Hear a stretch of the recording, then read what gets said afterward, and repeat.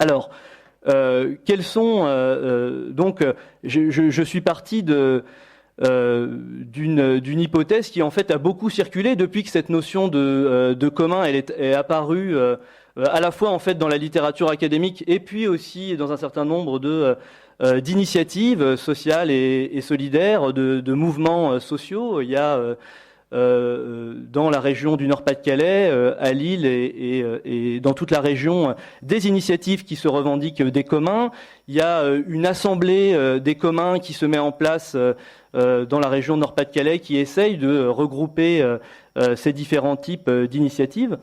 Et donc, depuis que cette notion est apparue, il y a eu beaucoup cette idée dans la littérature qu'il y avait beaucoup de points de convergence entre l'économie sociale et solidaire et les communs. Je pense que Marc Thysens et Pierre Thomé reviendront aussi là-dessus. Sur la question de la propriété. Dans les deux cas, on est dans deux modèles qui ne relèvent pas de la propriété privée stricto sensu. Dans les deux cas, on est dans des formes, pour le dire de manière très générale, de propriété collective. Dans les deux cas, il y a des formes aussi de gouvernance démocratique. Donc voilà deux aspects qui ont fait dire de manière un peu théorique et générale qu'il y avait de fortes convergences entre l'économie sociale et solidaire et les communs. Donc je suis parti de cette idée. Et donc, j'ai pris une possibilité de définition des communs qui est celle d'Elinor Ostrom, parce que c'est finalement elle qui est la plus souvent citée, la plus souvent utilisée. Ses travaux font véritablement référence dans le champ des communs. Donc, elle a obtenu le prix d'économie de la Banque de Suède pour ses travaux. Et elle a essentiellement mené ses travaux sur les ressources naturelles, sur des systèmes d'irrigation, sur la gestion des forêts, des pâturages. Et puis, elle a par la suite développé aussi ses travaux autour des communs immatériels, des communs de l'information, du numérique. Donc, sur ces deux différents types de communs essentiellement. Alors, quels sont les éléments de définition que j'ai retenus? Donc d'abord, il y aurait trois éléments fondamentaux de définition pour dire ce qu'est un commun. C'est d'abord un système de ressources.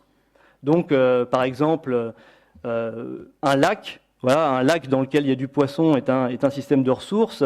Deuxième élément, une distribution des droits de propriété entre participants. Alors, qui participent à ce commun, ça peut être un ensemble de pêcheurs qui vont avoir des droits sur la ressource, sur le lac, droit de pêcher à tel ou tel endroit du lac à tel ou tel moment. Donc, on va revenir ensuite après sur les différents types de droits. Et puis, c'est enfin une structure de gouvernance collective, c'est-à-dire un ensemble d'institutions dans lesquelles les différents participants vont mettre en place les règles pour gérer la ressource et pour décider comment s'organisent les droits sur cette ressource. Alors, ensuite, ce que Ostrom entend par droit de propriété, c'est en fait un ensemble de différents droits. Donc il y a une notion académique qui est la notion de faisceau de droit qu'elle a développée avec une autre économiste qui s'appelle Schlager. Et donc elle applique ce qu'elle entend par droit de propriété, c'est un ensemble de différents droits. Donc il y en a 5 principaux. C'est des droits pour accéder à la ressource, les droits d'accès à la ressource. Des droits de prélèvement sur la ressource. Troisièmement, des droits de gérer la ressource. Donc ce sont les participants, les utilisateurs qui gèrent eux-mêmes la ressource.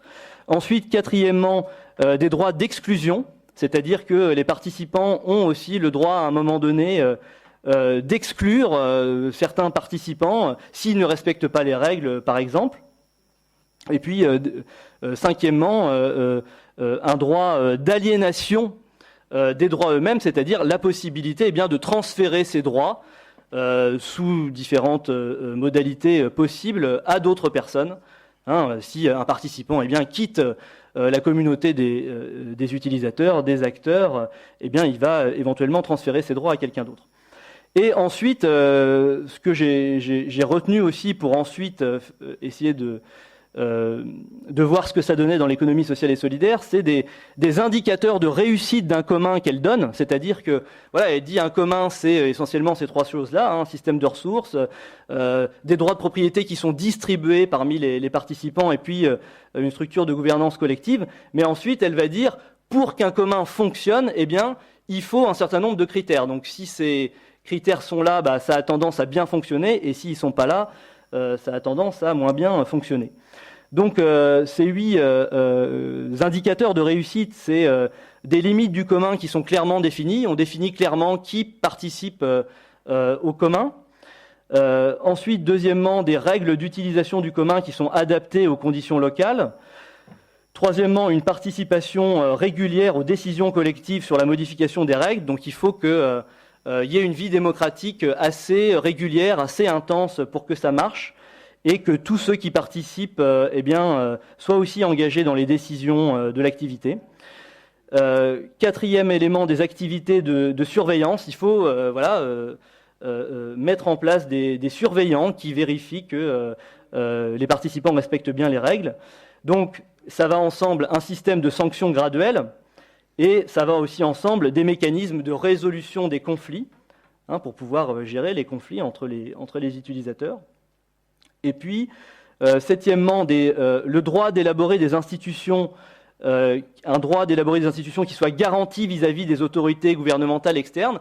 Il faut, puisque les communs se définissent comme des institutions qui sont auto-gouvernées et auto-organisées par les utilisateurs, donc il faut une autonomie des participants vis-à-vis de ça, qui ne soit pas dépendant des pouvoirs publics dans la possibilité de mettre en place les règles qui vont définir leur activité. Et cependant, dernier point, un appui sur différents niveaux d'institutions imbriquées, c'est-à-dire ça marche mieux si ces communs sont soutenus par d'autres échelles de gouvernement, ça marche mieux s'ils sont reconnus par les autorités publiques, par exemple. Et donc, l'idée, tout simplement, puisqu'il y a cette idée que finalement, de manière générale, il y a une forte convergence entre économie sociale et solidaire et commun, eh bien, je me suis posé la question très simple d'essayer d'aller voir si ces éléments se retrouvaient ou pas dans l'économie sociale et solidaire.